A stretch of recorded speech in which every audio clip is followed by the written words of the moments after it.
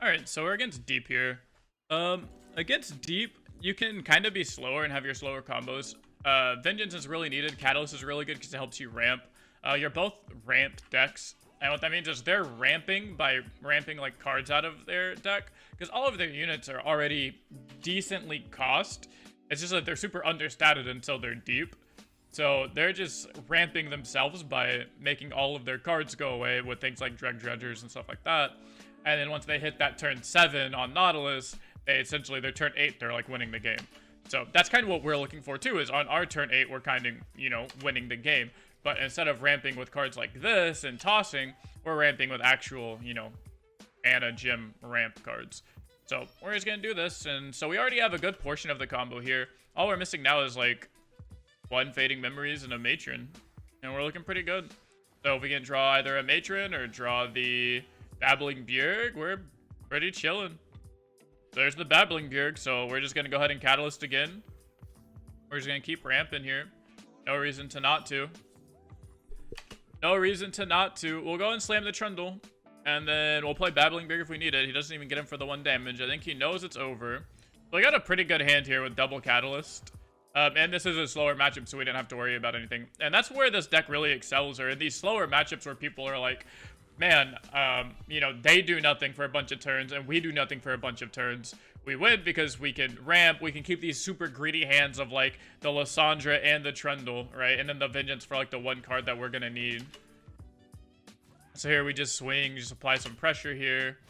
And we all know what happens now, right? We just play the Lissandra, we play the Pillar, stuff like that. So let's see if we get our drawer Matron, or let's see if we're gonna have to get our Matron off of our Babbling Bjerg here. He's actually almost deep, which is pretty cool. He almost kept up with us as far as ramp goes. So we're gonna open with Ice Pillar. No reason to not to. And so we do need 1 more card here. Either we need 1 more, we just need 1 more unit, so we'll probably get it off of the Entreat. So that's going to pull the Pillar. We say, okay, sounds good. So let's go ahead and Babbling Bjerg for the Matron. And we're going to Entreat here, look for one of our champions. So we found Lissandra. And then we're just going to click OK. And then we're just going to Matron in the Lissandra. Or we're just going to play Lissandra. I'm not quite sure which one yet. Playing Lissandra is always nice. So we do need 1 more unit here. We either need another Matron, or we need, the Fading Memories for our Ice Pillar. We're running out of board space here, which is probably the biggest downfall with this deck, is you need to find ways to keep your board kind of clear. Which sucks because, like, Lissandra makes you these Frozen Thralls and stuff.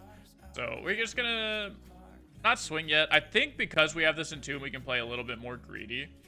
So we can just full swing like this. Get some damage in. Threaten him with some damage. This is going to put him deep because he's going to toss 1 when this dies. So maybe he'll just slam a Nautilus. We're hoping he slams Nautilus so we can just go ahead and Vengeance it. We can't win here because we're missing 1 more 8-cost unit. We don't want to use our Matron. Here's the Nautilus, so we're just going to go ahead and Vengeance this Nautilus here. And these are the tricky turns whenever you don't have that extra Matron or you don't have the Fading Memories. So we had just about the entire combo. We just needed to draw 1 more Matron. So we needed 1 more Matron, 1 more Babbling Bjerg, or of course a Fading Memories here for our Ice Pillar. So we got this. We're chilling. We're chilling. We pass here. We have this Flash Freeze, so we're not worried about a thing. This is going to get him a nice little... And unless he gets the boat that gives everything fearsome, we shouldn't really care about this attack. We should be okay. The boat that gives everything fearsome would make us very, very sad. Which he doesn't get. He just gets 2 basic-ass 7/7s. I think Maokai's basically leveled. He's 20 out of 25. Avalanche is okay. Avalanche clears up board space, which is, like, probably the best thing about it. Oh, God. We don't want to deal with that, so we're just going to go ahead and Entomb. That way he doesn't get the discount and start playing, like 1 and 2 mana. 1 mana, 0 mana, sea monsters. Worst case here is if he has, like, a 3rd Nautilus, right? And he goes for the Anchor. So, looks good. It looks like I really don't want to Matron in this entry, but we might have to. We do want to just not die. So let's just go ahead and flash freeze this. Clear up some board space here.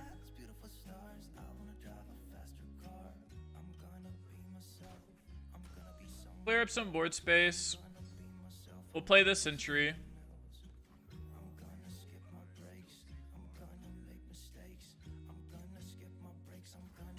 Alright, and so now we need something. That's not a something.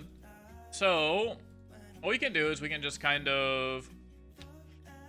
It's really awkward because he gets the Nautilus back next turn. I'm okay with just, like, opening with this Avalanche. And it makes his units smaller. I don't want to play this quite yet in case I do end up drawing the Matron or drawing the Fading Memories. I want to be able to kind of win the game. So we're hoping this draws us into something good. And drew us the Fading Memories, so... I think we're going to be one board space shy of being able to actually win this turn. Oh, he actually had triple Nautilus. How crazy. So we do have the second Ice Pillar. But we're one turn, or one board space short. We should have just let our Trundle die. If we let our Trundle die, we actually win this turn. Maybe we'll get lucky and he kills off like the pillar, or he kills our Trundle for us or something. You never know. There you go. So cool. So he killed one of our units, so he gave us board space. And we just win now with Watcher because he has no way to shuffle champ spells in. So yeah, so that's something to look out for. If you see your opponent, like, it's really nice to kill things, like to kill the Trundle and to kill the Lissandra. But also, like, if they don't have board space to do the combo, don't give them board space to do the combo. So let's go to the next game. Alright, everyone's favorite deck, Mono Fiora. So fun fact, I've actually beaten Mono Fiora a couple times with...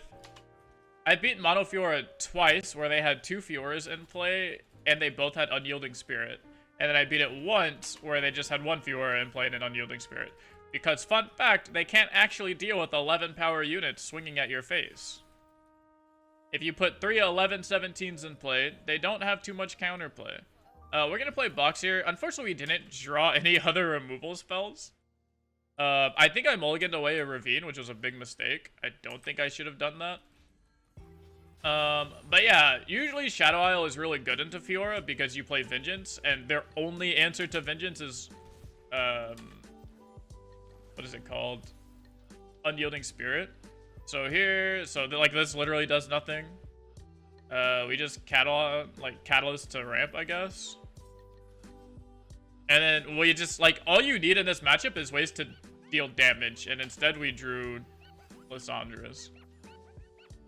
So still no nothing. So we don't even have the combo here. We just say, okay, we just keep passing. Unfortunately, now he's at mana where he has Unyielding Spirit mana. Now all he has to do is just pass, pass, pass. But as soon as he goes under, like, he should never go under 8 mana. Okay. As soon as he goes under 8 mana, like, this is a mistake because if I have Vile Feast, or not Vile Feast, sorry, if I have Vengeance, he just, like, loses the game on the spot, which is pretty funny. But fortunately for him, we don't have Vengeance. So yeah, so that's a tip for if you're playing Mono Fiora against Shadow Isles. Don't ever go under 8 mana, especially if you have the Fiora in play already. Oh, okay. Sure. If you have the Fiora in play already, all he has to do is just attack me for 3 over and over and over again. So we'll just do this, try and find our Trundle. And when I say try, I mean guarantee that we find our Trundle. Because we only have Trundles in our deck. So we're going to do 2 just to thin our deck out some more. To increase the chances that we do draw this Vengeance or something. That also tells us maybe he just doesn't have Unyielding Spirit. So he doesn't see a reason to, like, you know, keep the mana available for it. So, we are at 8 mana. This is a Blighted Ravine. Doesn't do too much here. We'll take the 3. We get to play Trundle. And we do have this Flash Freeze for the turn that we are going to win, which feels pretty good. We also have this Ice Quake, which feels pretty good. So, we could play Lissandra here, but I don't think it actually does too much. So, Fading Memories is great. Now, if we would have played Lissandra last turn, we could have won this turn. But you live, you learn, right? So I'm down to just go Ice Pillar, play the Lissandra, and then just have all of these as backup. Also here, now there's a way that we could possibly kill this Fiora with our Trundle, right? So here we'll just copy, we'll play it again. And because we have this flash freeze, I'm not really worried about anything dying. Like, I'm not really worried about this Fiora win condition. So here, and then we can play Lissandra, give our Trundle +1 attack because we get a 17 power Watcher in our hand. Plus we just get in for this 3 more damage, which could very much matter. You know, maybe he has a second Fiora in his hand and he could just cycle Riposte into his hands. Who knows? No one knows. Not even me. I don't even knows. Not once have I nosed. So, and the big thing here also is we have 9 mana, which is enough for this Ice Quake. So this is going to be, what, Sharp Sight single? Sharp Sight that. Okay. So here, we can just Flash Freeze this Fiora. And, okay, guess he loses because his Fiora is just going to die to my Trundle. So that's how you deal with that matchup. So you saw even that we didn't have the removal spells in our hand that we wanted. We just had, like, units. The game still went in our favor because we were able to just damage him down with Trundles and Ice Pillars and stuff like that. So you can slow play that a little bit. That matchup gets really difficult if they do have Unyielding Spirit, or if you don't have like a Frostbite or something going. Because if we didn't have the Frostbite, that game was also like, you know, again, not one. It could have been pretty close. So usually all you need really is only one thing. Like, one box there could probably kill them or get them pretty close to being dead. Like, outside like 1 box, 1 ravine. You know, sometimes it's just the 1 flash freeze that you need. And other than that, you just go like, okay, play Trundle, play Ice Pillar. If they don't kill your Trundle, then your Trundle just pulls in their Fiora because that's the only unit they play. And obviously, you know, just 1 Vengeance, literally. A lot of times I see people make the mistake of Catalysting on turn 3. And the problem with Catalyst on turn 3 is if you Catalyst on turn 3, you can't Vengeance on turn 4. And then by the time turn 5 comes around, they're going to have 8 mana. So they can respond with Unyielding Spirit in response to your Vengeance. So if you have the Vengeance in your hand and they slam Fiora on 3, just pass, go to turn 4, and Vengeance their Fiora. And they literally have no counterplay. Until they have 8 mana available, they cannot deal with this Vengeance. So don't make that mistake of Catalysting on 3 if you have the Vengeance on 4, because I've literally seen people lose the game because they Catalyst on 3, don't have mana for Vengeance on 4, and then your opponent just holds open Unyielding Spirit mana the entire game and you lose. So let's see if we can squeeze 1 more game in. That game was kind of fast, so let's see if we can squeeze 1 more game in here. Alright, so we're against an aggro burn deck here. So we're pretty good into these because we have things like Avalanche and Blighted Ravine. We'll keep the Lissandra so that we have, you know, 1 piece of our combo. I always like to keep 1 piece of our combo in our hand, along with 3 support cards. Because the more combo pieces you start with, the less combo pieces you have to draw into. I know it's a crazy concept. I invented it though. So yep, so Dunekeeper, sure. We say, okay, pop, pop. And we just pass. Pa-da-bum, pa-da-bum. So that's good. This gives us options. If he has a slower start, we can Catalyst. It doesn't look like he has a slower start, so we're probably just going to Avalanche. If he swings for just the 3 here, though, I mean, I'm pretty happy to just Catalyst. If he does something really greedy like this Caretaker, we're just going to hard punish it with an Avalanche. So we get a hard punish here, force him to have just 4. I say just 4, that's still a quarter of our health at this point. Yeah. So we just say, okay. We're chilling, we're chilling, we're chilling. So again, here we can pass because we're not worried about this. We want him to develop some more. If he develops, then we have Blighted Ravine. So he does something like that. So now we play the Blighted Ravine. It's better to play Blighted Ravine on your turn because it stops an open attack. The idea is, you Blighted Ravine stops him from developing right here, right? He's obviously not going to develop anymore. And you click OK. Assuming we don't have this other Blighted Ravine, right? If we have just a Blighted Ravine and Avalanche.